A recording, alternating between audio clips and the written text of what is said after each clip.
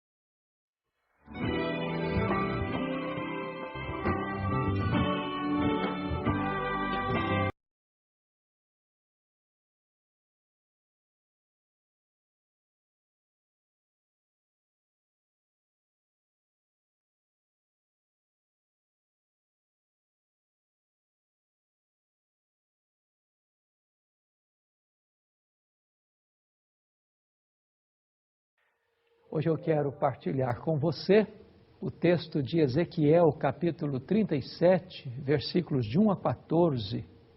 Nós estaremos falando com você sobre o tema O Vale de Ossos Secos. Este texto é um dos textos mais chocantes da Bíblia e também um dos textos que mais tratam de um assunto sério, solene, urgente, necessário para a vida da igreja contemporânea. Deus, numa visão, leva o profeta Ezequiel a um vale. E neste vale havia muitos ossos secos, uma espécie de um grande cemitério. E então o Senhor Deus perguntou para o profeta Ezequiel: Filho do homem, poderão reviver estes ossos? E o profeta responde: Senhor Deus, tu o sabes. Então Deus ordenou ao profeta: profetiza a esses ossos. E quando o profeta profetizou aqueles ossos secos, houve um grande ruído, osso se juntando a osso.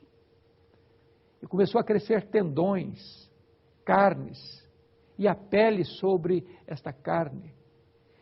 E ali havia agora uma grande multidão, mas não havia vida neles ainda. Então o Senhor Deus disse ao profeta: profetiza ao Espírito E quando se profetizou ao Espírito, o Espírito de Deus entrou naqueles corpos sem vida e eles se levantaram como um grande exército. E Deus diz para o profeta: este vale de ossos secos é a casa de Israel.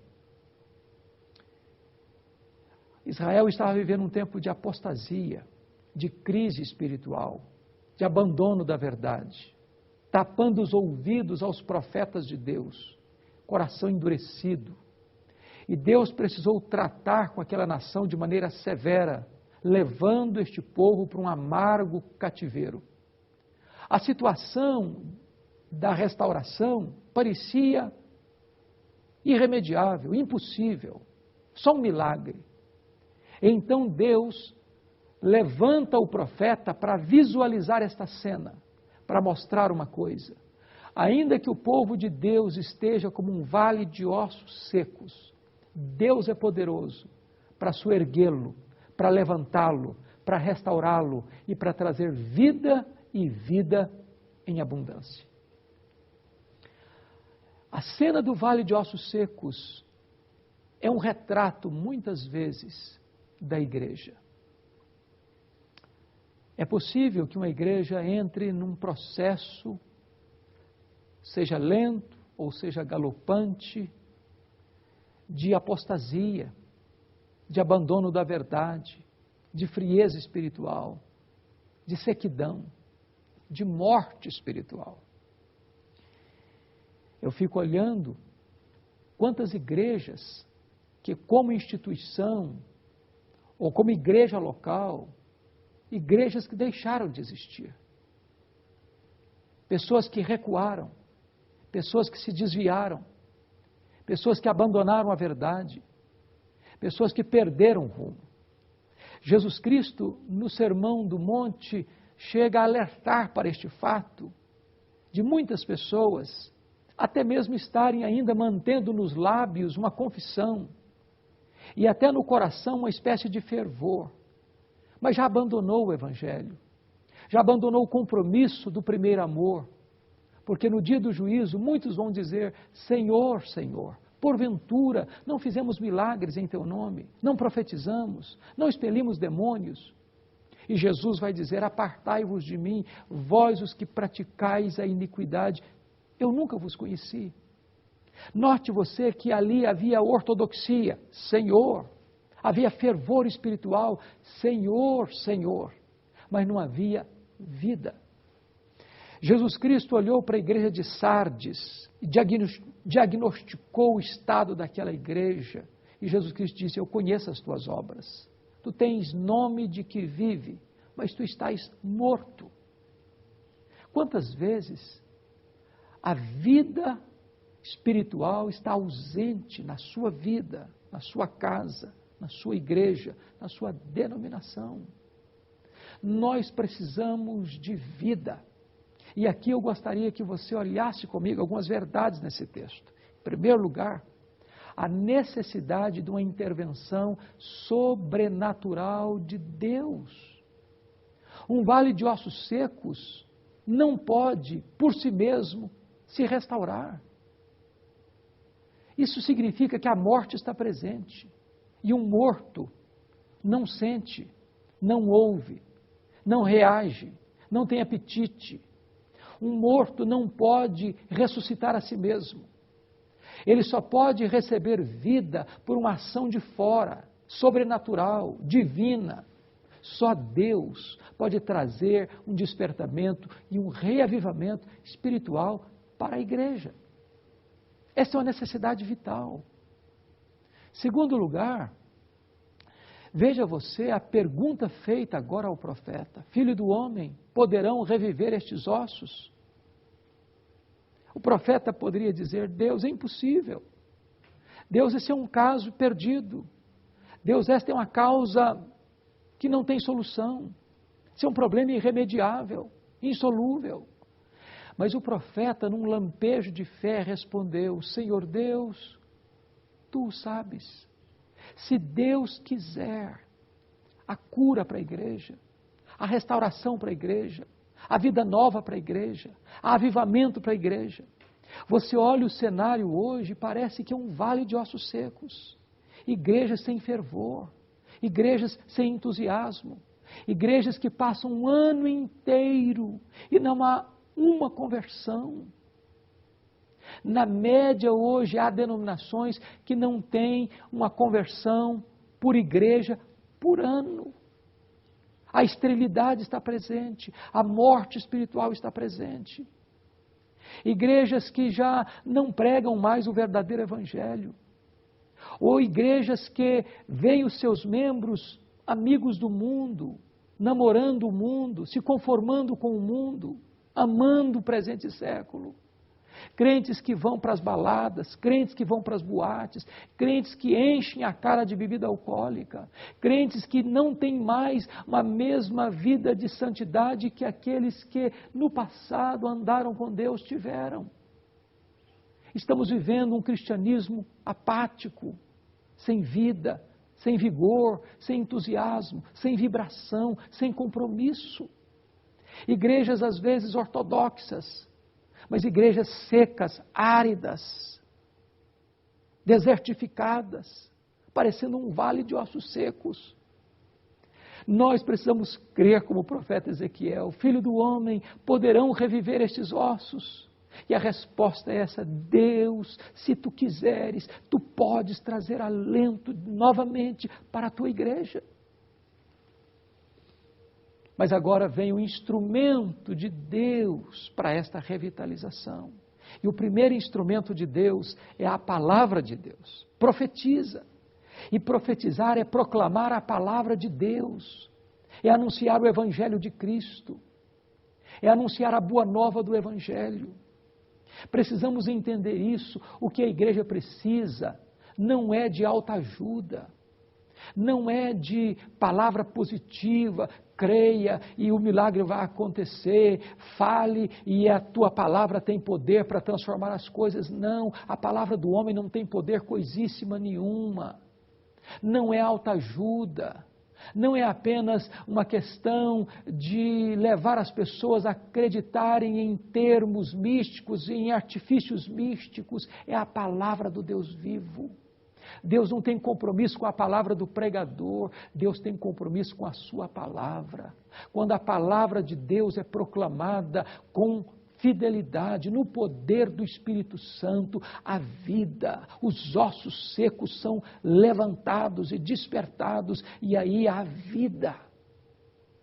Porque o Evangelho é o poder de Deus para a salvação de todo aquele que crê. Eu tenho percorrido a igreja evangélica brasileira. Já preguei em mais de 800 igrejas das mais diferentes denominações na nossa nação.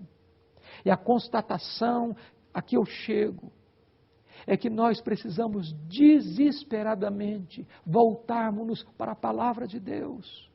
Quantas vezes o povo de Deus está sendo alimentado de palha em vez de trigo? Quantas vezes há muita palavra de homens, mas pouca palavra de Deus?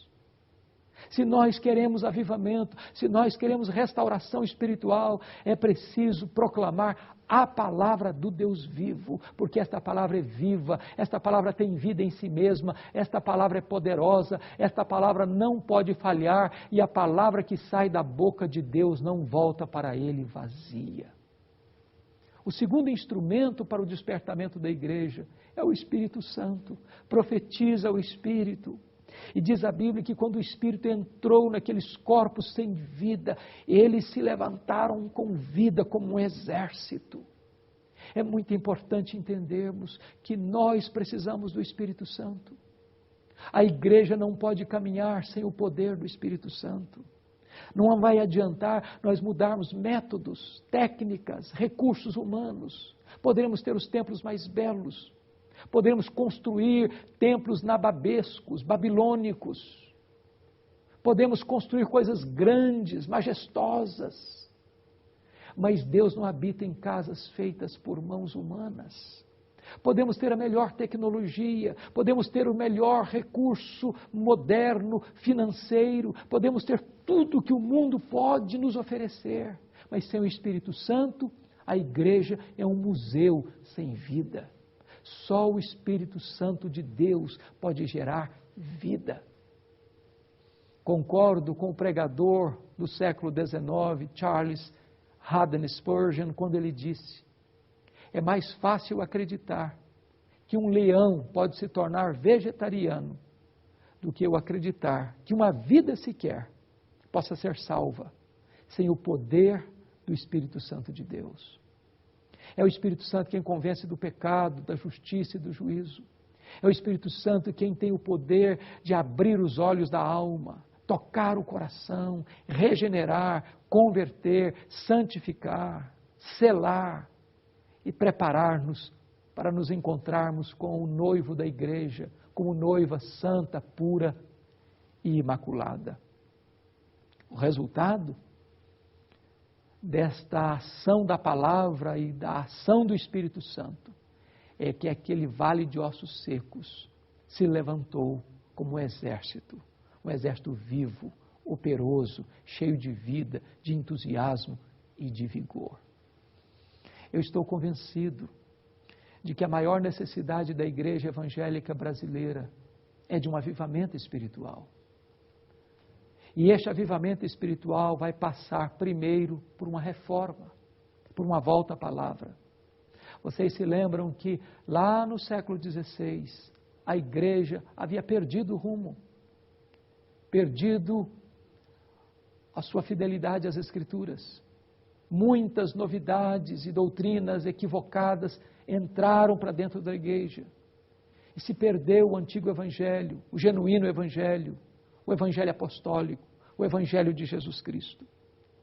E a reforma foi um movimento que trouxe a igreja de volta para os trilhos da verdade, de volta para a doutrina apostólica.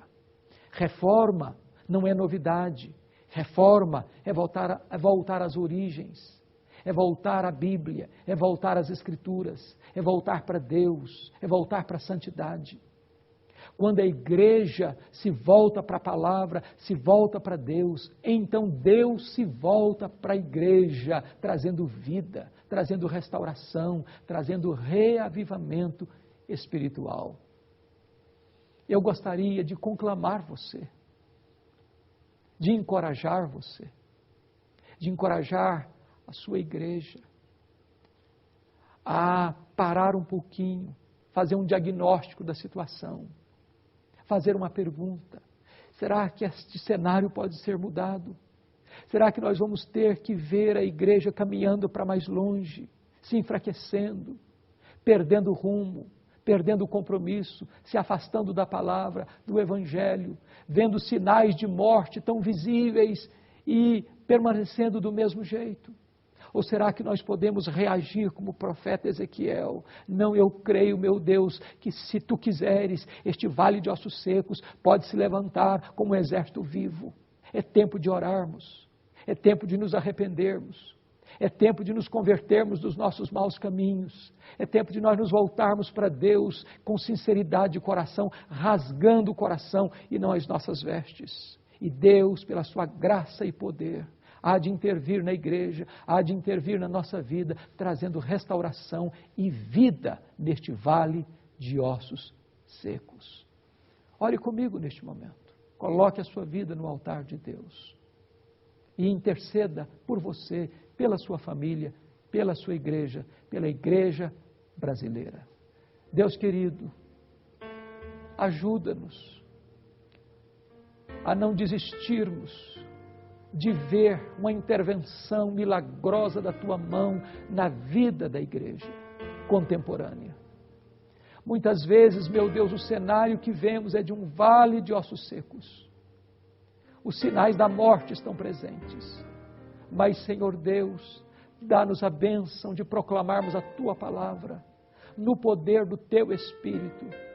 E permita, meu Deus, que o Espírito Santo traga vida onde há morte, traga ânimo onde há abatimento, traga verdade onde a mentira já colocou seus tentáculos, e permita, meu Deus, que nós experimentemos nestes dias um genuíno, verdadeiro e poderoso reavivamento espiritual para a glória do teu nome, em nome de Jesus. Amém. Eu sou o caminho, e a verdade, e a vida. Ninguém vem ao Pai senão por mim. Na mensagem de hoje, baseada em Ezequiel, capítulo 37, versos de 1 a 14, o reverendo Hernandes falou sobre a visão do profeta de um vale de ossos secos. Destacou algumas lições. A primeira, a necessidade do avivamento. Havia morte, não vida naquele vale. A segunda, o agente. O próprio Deus toma a iniciativa para dar vida aos olhos. Terceira, o instrumento. 2 foram os instrumentos para trazer a vida, a palavra e o Espírito. Ainda hoje é assim. Deus reaviva a sua igreja pela palavra e pela ação do Espírito. Finalmente, o resultado. Levantou-se um exército poderoso daquele vale de ossos secos, e Deus pôde trazer vida onde existia sinais de morte. O vale de ossos secos. Esse foi o tema da mensagem de hoje, que você pode adquirir.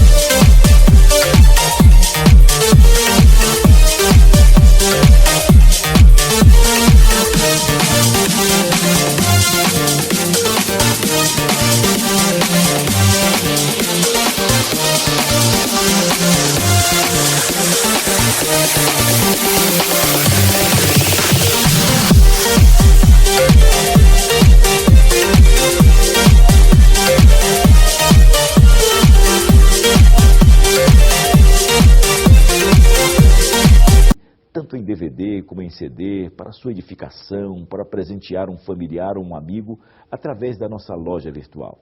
Acessando o nosso site www.verdadevida.com.br. Ou adquira também de segunda a sexta, no horário comercial, ligando para o nosso 0800 119 105. Também pelo nosso site. Você pode assistir este programa de hoje ou qualquer um dos programas que aqui já foram ao ar inteiramente grátis. Acesse o nosso site www.verdadevida.com.br e torne o nosso programa Verdade e Vida autossustentável. Clique ali em Faça Sua Doação, você faz o seu cadastro, você imprime o seu boleto e paga em qualquer banco. Ou ainda você faz a sua doação em qualquer agência do Banco do Brasil para a conta 7000, dígito 9, da agência 4442, dígito 3. Ou para a conta 68.000, dígito 1, da agência 553, dígito 3, do Bradesco. Eu quero lhe convidar para estar amanhã, pela manhã, às 9 horas, e participar com toda a sua família, do culto matutino e da escola dominical, com classe para todas as idades, e à noite, do culto vespertino. Entre no nosso site, www.verdadevida.com.br, e clique ali em Procure uma Igreja, e encontre a Igreja Presbiteriana do Brasil mais próxima da sua casa. A nossa PECOM já aprovou e nós teremos 10 cruzadas no ano de 2012 e 10 cruzadas também no ano de 2013. Reúna o seu sino do presbitério para realizarmos uma cruzada Verdade e Vida no seu estado. Entre no nosso site, clique ali Cruzadas Evangelísticas e solicite uma cruzada para o seu estado, para a sua cidade. No próximo sábado, começaremos uma série com ênfase na necessidade de avivamento espiritual em nossa nação. Um clamor por restauração. Esse é o tema do nosso próximo programa, neste mesmo horário, nesta mesma emissora. Até lá, e que Deus muito o abençoe. Verdade e Vida. A palavra de Cristo para uma vida melhor. Gostaríamos de convidar a você a participar do Congresso de Escolas Dominicais, que acontecerá na cidade de Belo Horizonte, nos dias 12 a 15 de novembro. Esta será...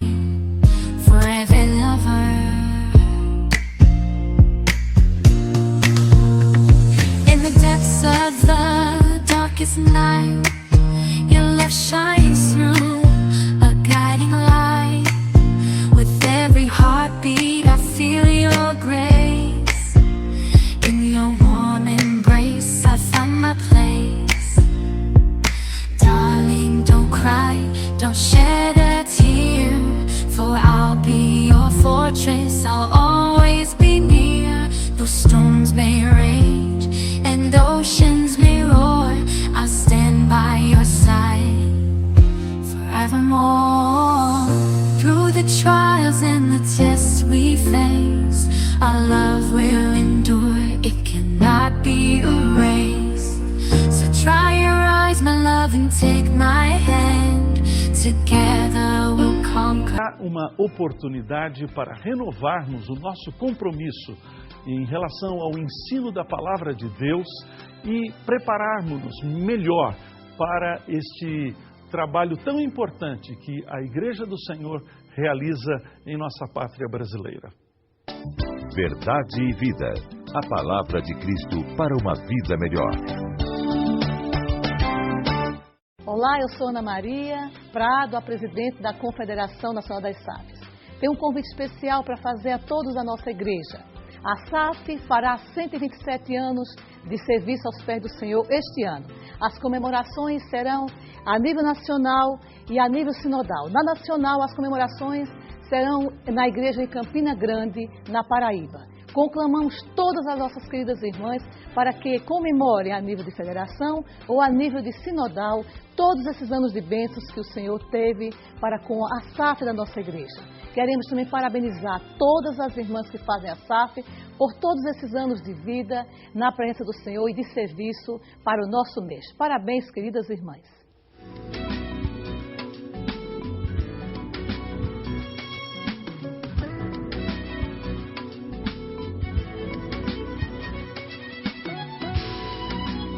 Verdade e vida. Um programa da Igreja Presbiteriana do Brasil.